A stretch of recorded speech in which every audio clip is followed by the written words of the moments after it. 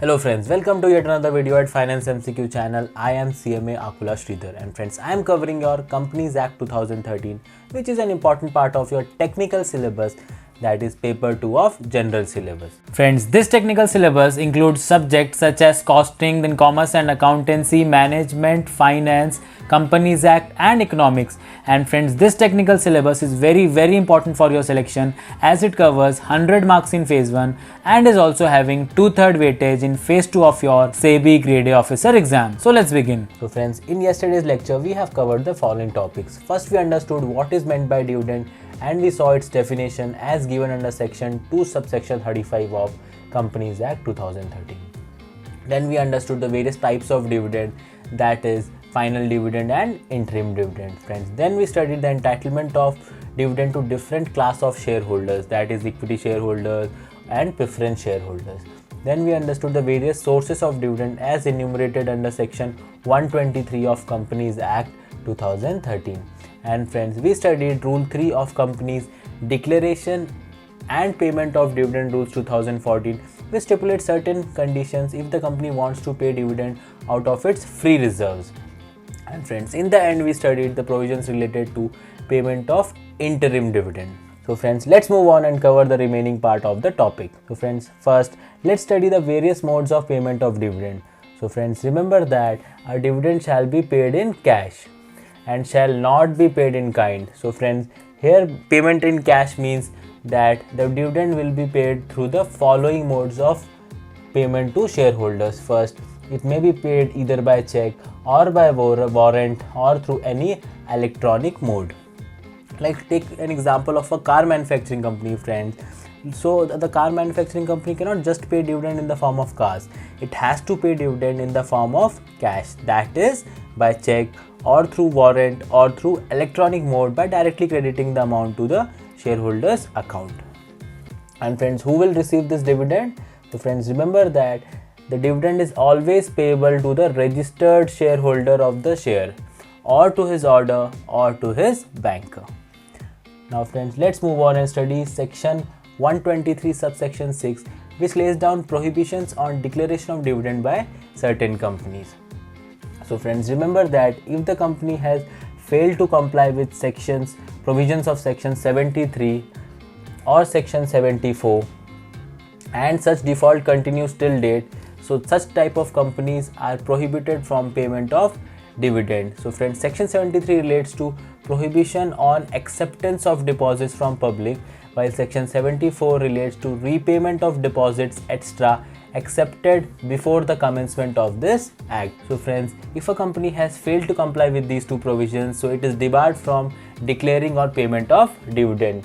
And friends, next type of companies which is not allowed to make any payment towards dividend is section 8 companies. And what are section 8 companies? Friends, section 8 companies are formed for promoting of certain objects, like for promotion of science, sports, education, research, social welfare, or even religion or charity, etc. So friends, section 8 companies are prohibited for paying any dividend to its members, as they have to apply all these profits to the promotion of their objects. So even these companies are also not allowed to pay the dividend. Now friends, let's move on and study section 124, which deals with unpaid dividend account. So friends, we all know that once the company declares a dividend, it has to pay the dividend to its shareholders within next 30 days.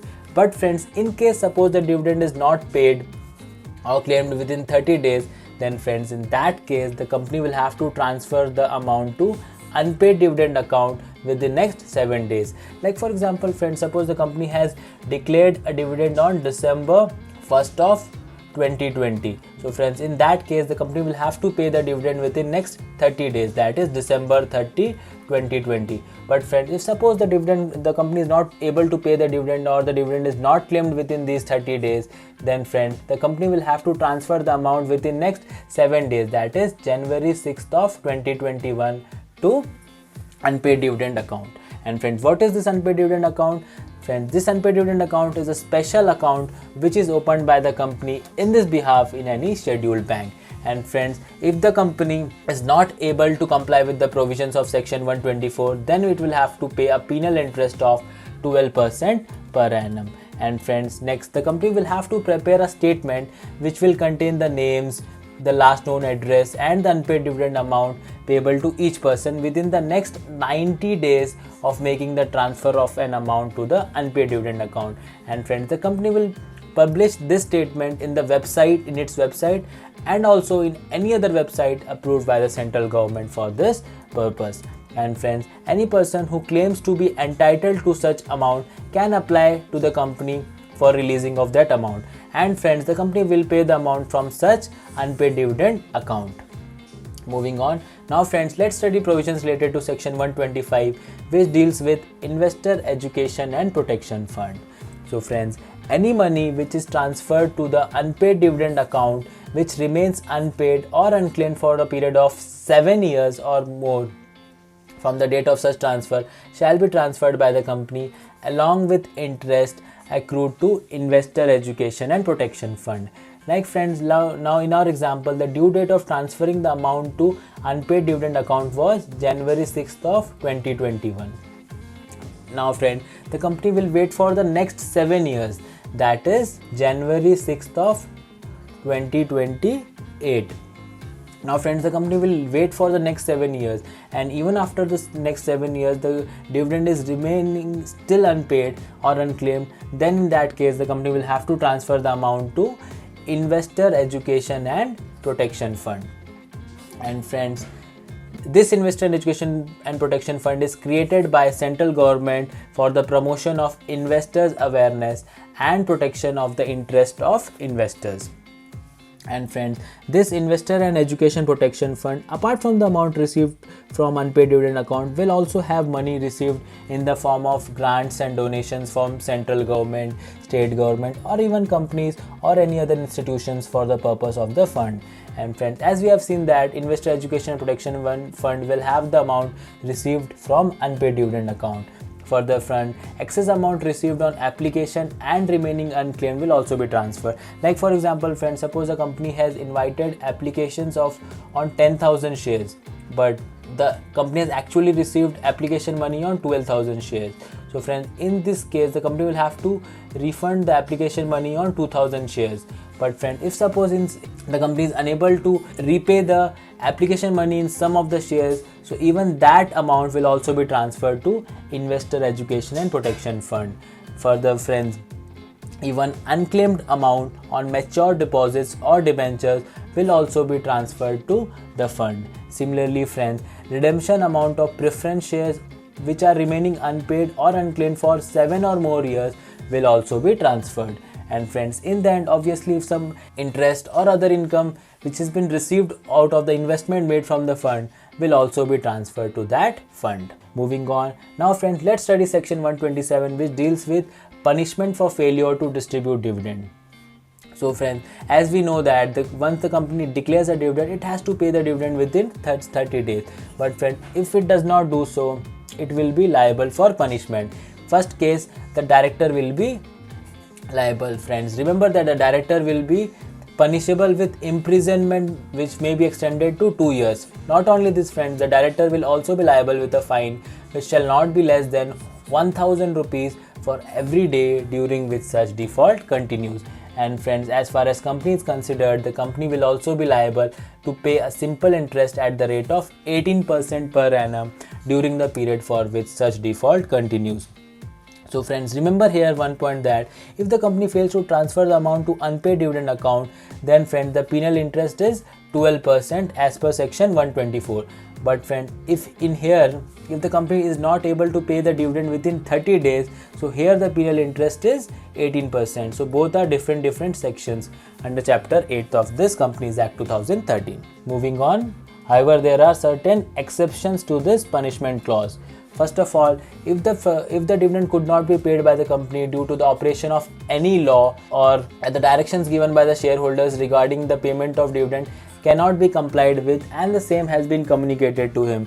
For example, friend, suppose a shareholder has asked the company to credit the dividend into some account number and the account number itself is wrong. So in that case, we can see that there is no mistake on the part of the company. So the company will not be liable for any punishment. Further, if there is any dispute regarding the right to receive the dividend, even friends when the dividend has been lawfully adjusted by the company against any sum due to it from the shareholders. So friend, in the previous lecture we have seen that the company can adjust the call-in arrears amount out of the dividend. So if it does that, even in that case also it will not be punishable, and in the end for any other reason where there is no mistake or default on the part of the company. Now friends, let's move on and study section 126, which relates with dividend in abeyance. So friends, where any instrument of transfer of shares has been delivered to a company for registration and the transfer of such shares has not been registered by the company. Like friends, suppose for example Mr. A has signed and submitted a transfer deed to the company to transfer some amount of shares to Mr. B.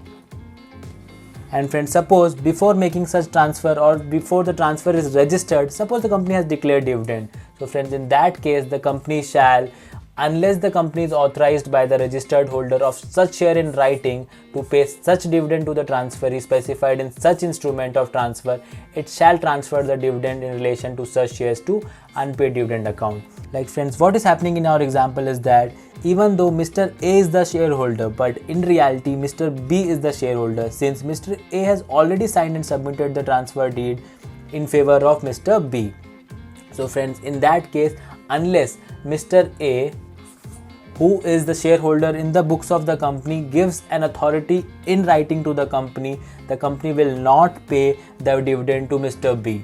And friends, what company will do? It will transfer the dividend amount to unpaid dividend account. And friend, not only this, the company will keep in abeyance, that is, it will keep in hold all future offer of shares under right issue or any other bonus issue related to the shares transferred under this section. So friends, this brings an end to chapter 8, which deals with declaration and payment of dividends. So friends, under this chapter we studied 5 different sections. We studied section 123, which deals with declaration of dividend. Then we studied section 124, which deals with unpaid dividend account.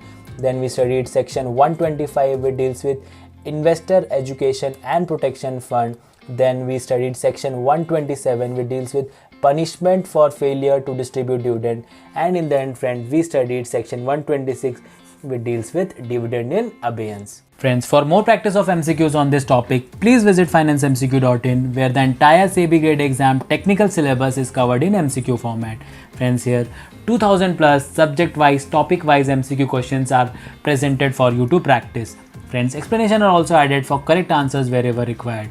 So friends, apart from this, there are 25 test series covering the technical syllabus for more and more practice.